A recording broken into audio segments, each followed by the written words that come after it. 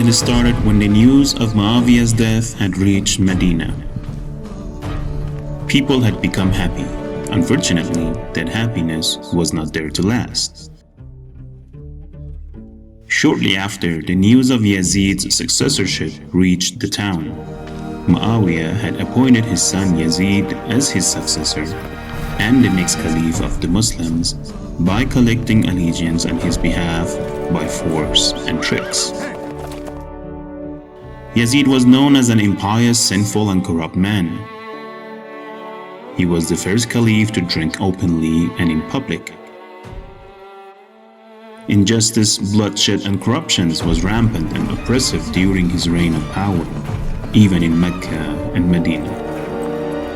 The very first act of Yazid as the new caliph of Muslims was to send letters of introduction to different regions of the Islamic territory, in which he stated himself as the caliph of Muslims. In addition, he sent a special letter to the governor of Medina asking him to collect allegiance from Imam Hussain on his behalf in any way possible. He had commanded in that letter that, if he refused to pay his allegiance to me, cut off his head and send it to me as your response to this letter.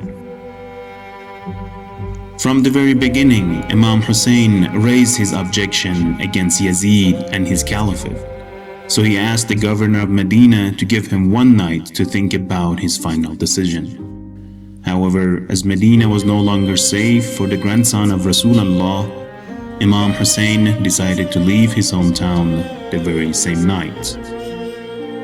As he prepared to leave the town, he wrote and sealed his last will and handed to his brother Muhammad ibn Hanafiya.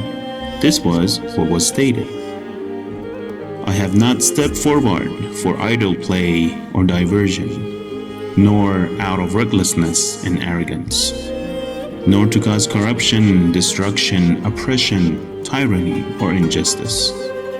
Rather, I have come forth to rectify and restore the religious community, the Ummah of my grandfather Muhammad, Allah's peace and blessings be upon him and his progeny.